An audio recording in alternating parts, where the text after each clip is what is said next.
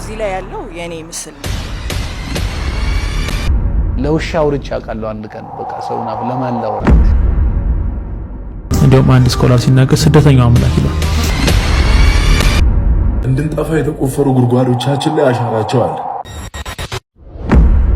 የሰው ልጅ በጣም ክፋቱ ደጉን ጊዜ ይደርሳል። ያው እዚህ ላይ ያለው የኔ ምስል ነው። ባለገድሏ ግን እኔ አይደለሁም። ዘሪቱ ባለገድል አይደለችም።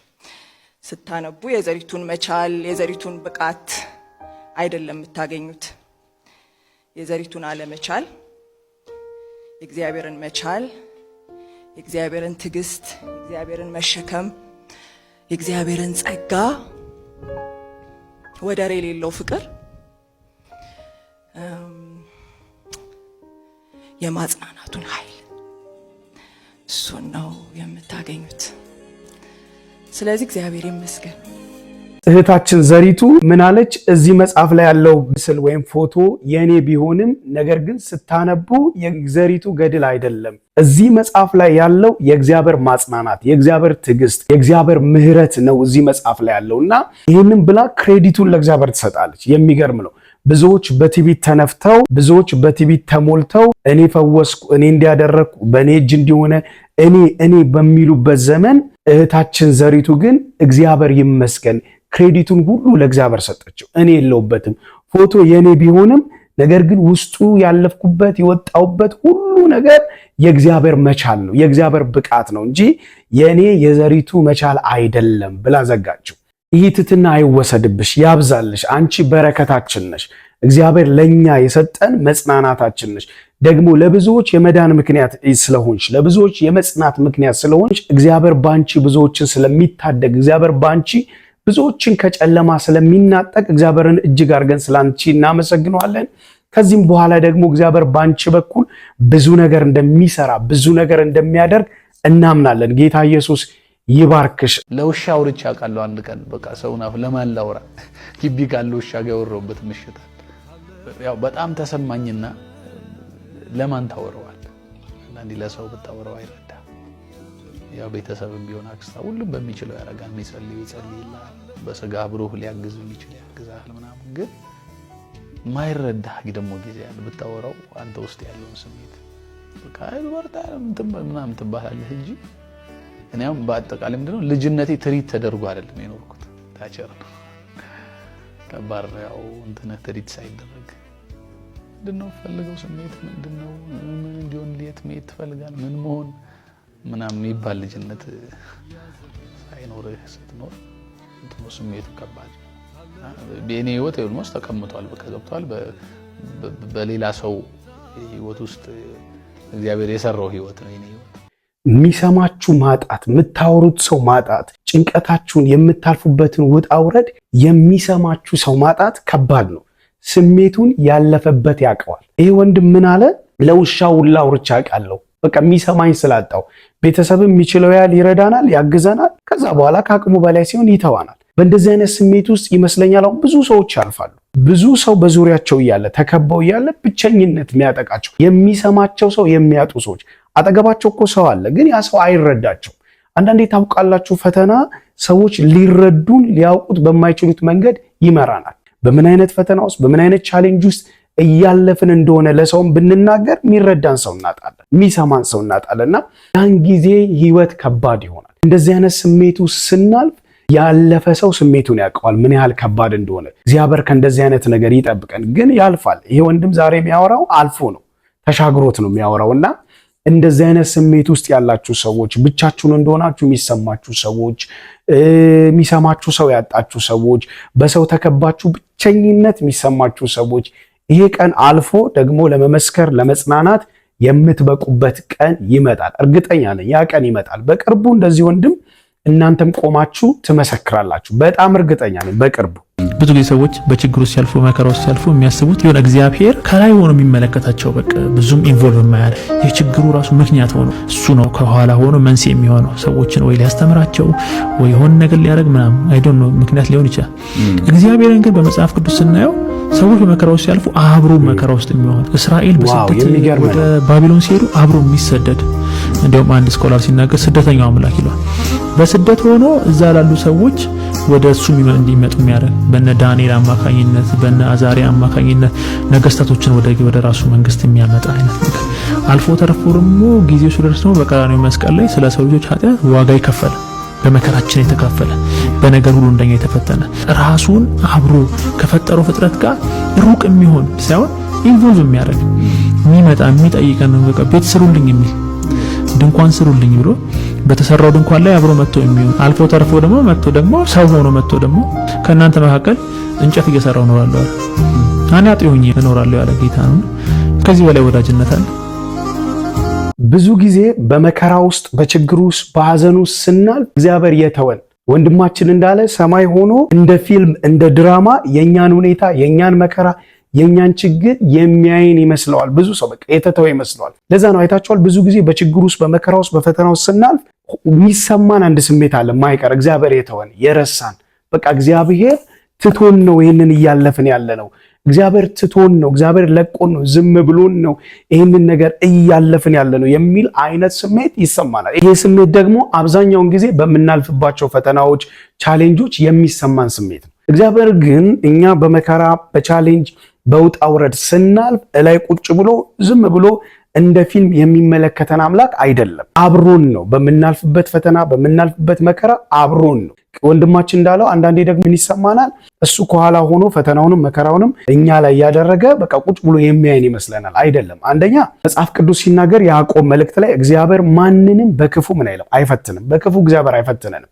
እግዚአብሔር በክፉ ህይወታችን ላይ ፈተና አያመጣም። ሁለተኛው ደግሞ በትንቢተ ኢሳይያስ ላይ የእግዚአብሔር ቃል ሲናገር እንደዚህ ይላል፣ በውሃ ውስጥ ባለፍክ ጊዜ ካንተ ጋር እሆናለሁ፣ ወንዞቹ አያሰጥሙም።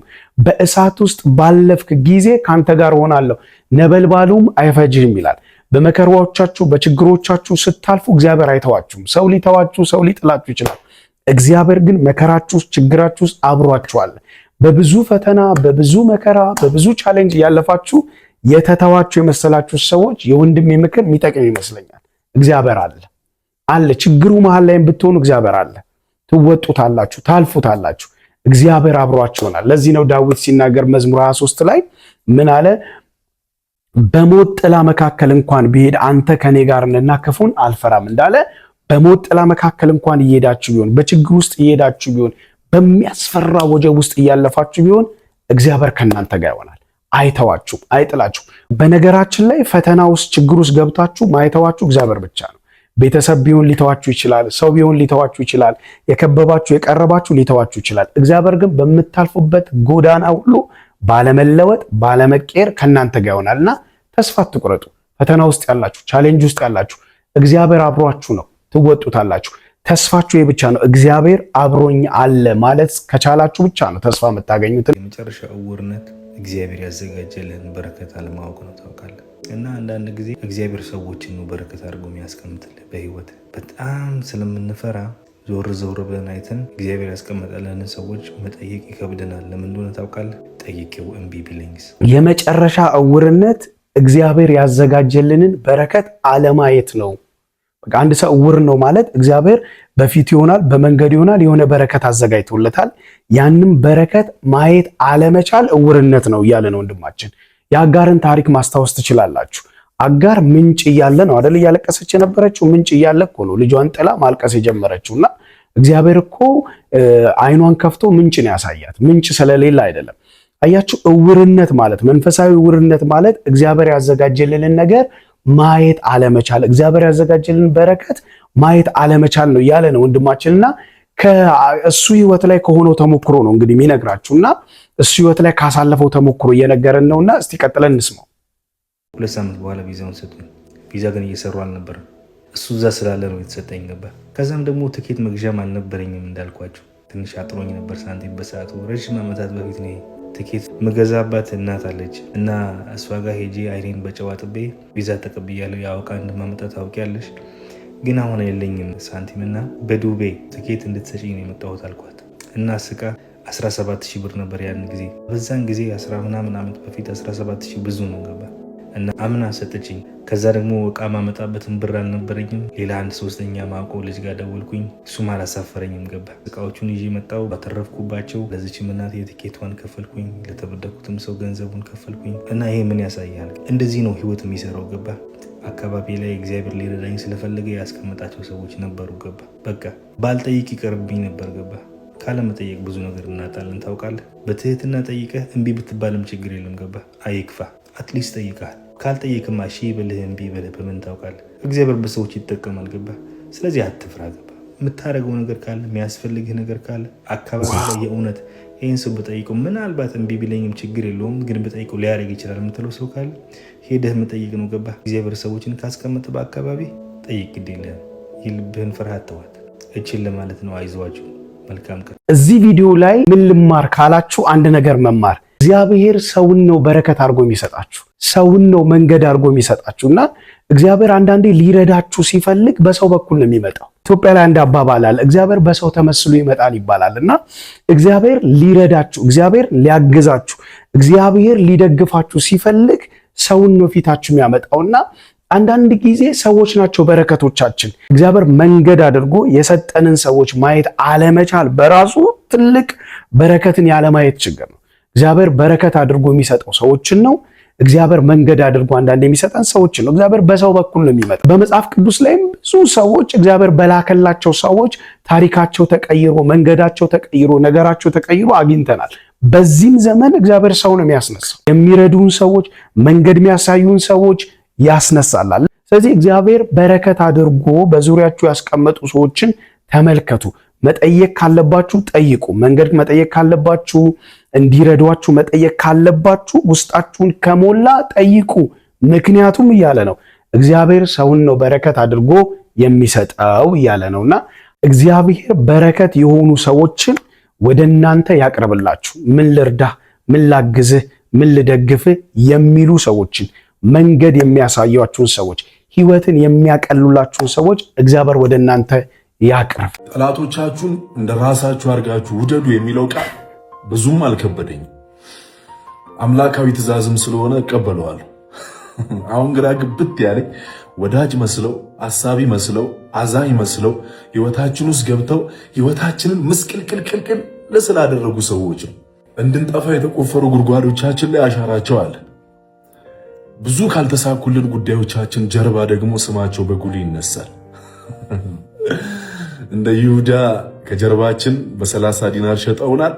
ሲያገኙን ግን አሬዲያ መጽሐፍ ቅዱስ ሲናገር ይሁዳ ኢየሱስን አሳልፎ ሊሰጥ ምቹ ጊዜ ይጠብቅ ነበር ይላል። አንዳንድ አስመሳይ ሰዎች እንደዚህ ናቸው። ምቹ ጊዜ ይጠብቁላቸዋል፣ የምትወድቁበትን ወይም ደግሞ ከፊታችሁ ጉድጓድ ቆፍረው እንደ ወዳጅ አብረዋችሁ ይሆናሉ። እንደነዚህ አይነት ሰዎች የሚጎዱን ጉዳት በጣም ያማል። ህመሙ ከፍ ያለ ነው። ለምን? የቅርብ መስለው ወዳጅ መስለው ስለሆነ በጣም ያማል። ለዚህ ነው ኢየሱስ ይሁዳን ምን አለው? የሰውን ልጅ በመሳም አሳልፈ ትሸጣለህ አለ። አዎ ወዳጅ መስለው፣ የፍቅር ሰው መስለው፣ የኛ ወገን መስለው አሳልፈው የሚሸጡን፣ እንደ ይሁዳ የሚክዱን፣ ቀን ጠብቀው የሚገፈትሩን ሰዎች ብዙ ናቸው። የዚህ ወንድም ጥያቄ አንድ ነው። እንደነዚህ አይነት ሰዎችን ምን እናድርግ? ጠላቶቻችሁን ውደዱ ይቅር በሉ ተብሎ ተጽፏል። ጠላት ናቸው፣ እንወዳለን። ጠላት ሳይሆኑ ወዳጅ መስለው የጎዱንን ምን እናርግ ነው ጥያቄው። ይቅር ማለት ነው። ከይቅርታ ውጪ ሌላ አማራጭ የለም። ለክርስቲያን ከይቅርታ ውጪ፣ ምህረት ከማድረግ ውጪ ሌላ አማራጭ የለም። ጠላቶቻችን ቢጎዱንም ወዳጆቻችን ቢጎዱንም ይቅር ብለን መራመድ አይደለም ለጠላቶቻችን፣ አይደለም ለወዳጆቻችን፣ ራሳችንን ራሱ ይቅር ብለን መራመድ አለብን። የሰው ልጅ በጣም ክፋቱ ደጉን ጊዜ መርሳቱ። በቃ በጣም ሰላም ይህን ጊዜ ተረሳውና ያቺን ሞመንት ብቻ ታስተውላት። ያን ያስከፋኝ ብቻ በቃ ያን ሁሉ ጊዜ ምናምን በቃ እንዴት ነው አላውቅም። የሰው ልጅ አሰራር በቃ ትረሳውና እዛ ላይ ብቻ ቁስሏ ላይ ብቻ በቃ ቁስሏ ላይ ብቻ መሆን አልነበረበትም። ወንድማችን ዮናታን ምን እያለ ነው? የሰው ልጅ ክፋቱ ደጉን ጊዜ መርሳቱ ነው አለ። ይሄ በብዙዎቻችን ላይ የሚስተዋል ችግር ነው።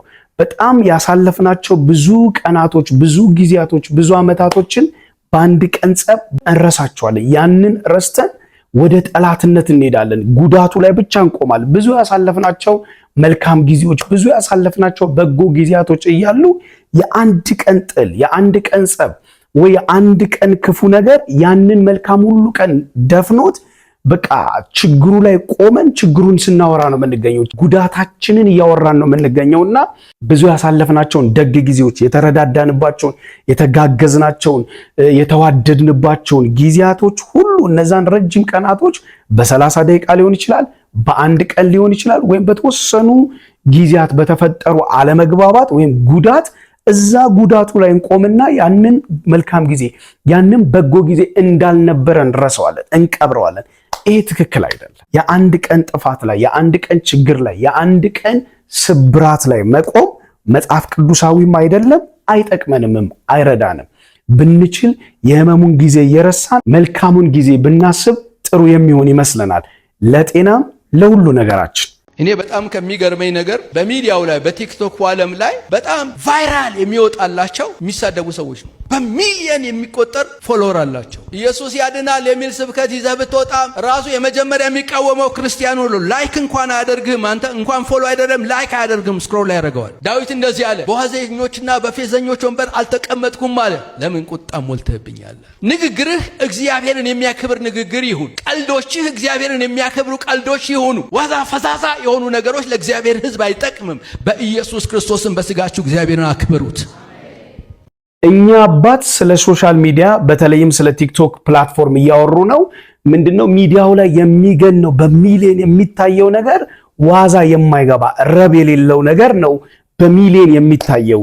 ስለ ክርስቶስ ብታወራ፣ መንፈሳዊ ነገር ብታወራ፣ ህይወት የሚገኝበትን ነገር ብታወራ ኢቭን አይደለም ሌላው ያላመነ ይቅርና ያመነው እንኳን ላይክ እንኳን አያደርግም። ለሌላው እንዲደርስ ሌላው እንዲጠቀምበት እንዲድንበት ሼር አያደርግም። እሱም ዘሎት ነው የሚሄደው የሚል ነውና ይሄ እንግዲህ ሶሻል ሚዲያ ላይ የትኛውን ፕላትፎርም ላይ ኔጌቲቭ ነገር የሚገንበት ዘመን ነው። መጥፎ የሆነ ነገር የሚገንበት ዘመን ነው። እከሌ እከሌን አዳነው ከሚል ይልቅ እከሌ እከሌን ገደለው፣ ወጋው፣ መታው የሚለው ነገር ብዙ ቪው ያገኛል፣ ብዙ ተመልካች ያገኛል። ምክንያቱ ምን እንደሆነ እኔም አላውቅም። ነገር ግን ሰዎች ከመልካም ነገር ይልቅ ከበጎ ነገር ይልቅ ህይወት ከሚገኝበት ነገር ይልቅ ከሚያድን ከሚጠቅም ነገር ይልቅ ምንም የማይጠቅማቸው ኔጌቲቭ የሆነ ነገር ላይ ሰዎች ጊዜያቸውን ያጠፋሉ። ሰዎች ትኩረት ይሰጣሉ ለዛ ነገር። ነገር ግን መንፈሳዊ የሆነ ነገር የሚጠቅም ነገር ህይወት የሚገኝበትን ነገር ብዙ ሰዎች አይሰሙም። ይሄ ደግሞ መጽሐፍ ቅዱስ ሲናገር ጳውሎስ በሁለተኛ ጢሞቴዎስ ምዕራፍ 3 ላይ የሚያስጨንቅ ዘመን ይመጣል ብሎ ካስቀመጣቸው ነገሮች አንዱ ሰዎች መልካም የሆነውን ነገር አይሰሙም። ባይዘው አይታችኋል። ሶሻል ሚዲያ ላይ ሐሜት ያለበት ስለ ሰው የሚወራበት ቦታ ላይ ብዙ ሰው አለ። ስለ ክርስቶስ ብታወሩ ብዙ ሰው አይሰማችሁም። ክርስቲያኑ ራሱ ያሳልፋችኋል። ኔጌቲቭ የሆኑ ነገሮች፣ ማንጹ ነገሮች ብዙ ቪው እያገኙ ደግሞ መልካም የሆኑ ህይወት የሚገኝባቸው ነገሮች ደግሞ እይታ ያጣበት ዘመን ነውና እግዚአብሔር አምላክ ይርዳን። ለአገልጋዮች የሚሆን አስቸኳይ መልእክት ነው። ይሄንን መልእክት በተለይ ለአገልጋዮች እንዲደርስ ሁላችሁም እንደተለመደው ሼር፣ ኮፒ ሊንክ፣ ዲዩት በማድረግ ይህንን መልእክት ለአገልጋዮች እንድታደርሱልኝ ስል በጌታ ፍቅር እጋብዛችኋለሁ፣ አሳስባችኋለሁ። ከዚያ በኋላ ዛሬ በልቤ ላይ መንፈስ ቅዱስ ያከበደውን ሕያውን ቃል መልእክት ለአገልጋዮች ሁላችሁም ለአገልጋዮች እግዚአብሔርን እንድታገለግሉ ለተጠራችሁ አገልጋዮች አስቸኳይ መልእክት ነው። ኢትዮጵያም ከኢትዮጵያም ውጪ በአሜሪካም በካናዳም በጀርመንም በስዊድንም በጣሊያንም በፈረንሳይም በዱባይም በቤሩትም በባሪ በየትኛውም ስፍራ ላሉ አገልጋዮች አስቸኳይ መልእክት ነው።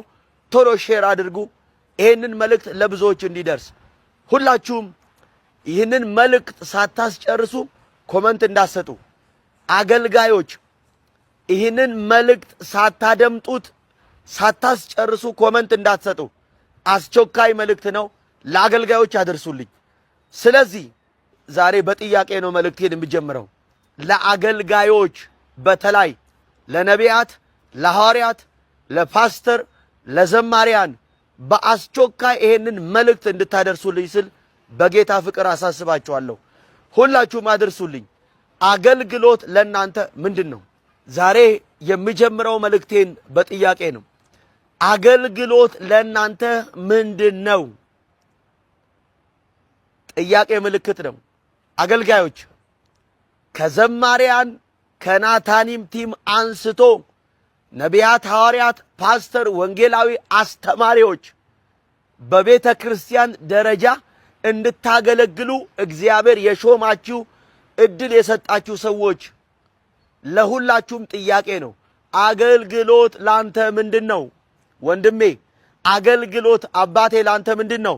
አንደኛ ከመልእክቱ ይልቅ ማሳሰቢያው በዛ፣ ማስጠንቀቂያው በዛ። አድርሱልኝ መልእክት ነው፣ ለአገልጋዮች አድርሱልኝ መልእክት ነው የሚለው ማስጠንቀቂያውና ማሳሰቢያው በዛ። ሁለተኛ መልእክት አለኝ ብሎ ነው ወደ ጥያቄ ነው የመጣው። አሁን እሱ እየጠየቀ ያለውን ጥያቄ ማንም ሰው ወደ አገልግሎት ከመግባቱ በፊት ጠይቆ የሚገባው ነው። እኔ ደግሞ ኤክስፔክት እያደረግኩ ያለሁት በቃ በአገሪቷ ላይ እግዚአብሔር ጾም ጸሎት እንድንይዝ ሊመጣ ባለው ጦርነት ላይ ሊመጣ ባለው ነገር ላይ ደቡብ አፍሪካ እየተፈጠረ ባለው አገራችን ላይ አሁን ባጠላው ጉዳይ ላይ ጾም ጸሎት እንያዝ፣ እንሰብሰብ፣ አንድ እንሁን፣ እንመለስ የሚል መስሎኛል። አንደኛ የማስጠንቀቂያው ብዛት፣ የማሳሰቢያው ብዛት በቃ ትልቅ ነገር የሚወራ ነበር የሚመስለኝ። በቃ እኔ ትልቅ ነገር ነው ኤክስፔክት ያደረኩት። ምድራችን ላይ እግዚአብሔር እንዲህ ብሏል፣ ጾም ጸሎት እንያዝ፣ በቃ አሁን ያለው ነገር አለ አይደለ? እሱ ጉዳይ ላይ ከእግዚአብሔር አንዳች ነገር ተቀብሎ መጥቷል ብዬ ነበር ያሰብኩት። ሲጀመርም ሼር አድርጉ፣ ዲዩት አድርጉ፣ ላይክ አድርጉ ካለ ለቲክቶክ ፕላትፎርም ነው። ቲክቶክ ላይ ነው ዲዩት የሚደረገው። ቱንም ይዞ የመጣው ቲክቶክ ላይ ነው ማለት ነው። እንግዲህ ዲዩት አድርጉ የሚል ነገር ስላለ ቲክቶክን የሚመለከት ነው። አገልግሎት ለአንተ ምንድን ነው ለሚለው ጥያቄ ይሄ ሁሉ ማሳሰቢያ፣ ይሄ ሁሉ ማስጠንቀቂያ፣ ይሄ ሁሉ ለአገልጋዮች አድርሱልኝ፣ በዚህ ግቡ፣ በዚህ ውጡ የሚለው ነገር አስፈላጊ ነው ብዬ አላስብም። ወንድማችን ግን በጣም አስጨንቆን፣ በጣም አድርሱ ብሎ በጣም አሳስቦን አንድ ጥያቄ አገልግሎት ለአንተ ምንድን ነው የሚል የሚገርም ነው።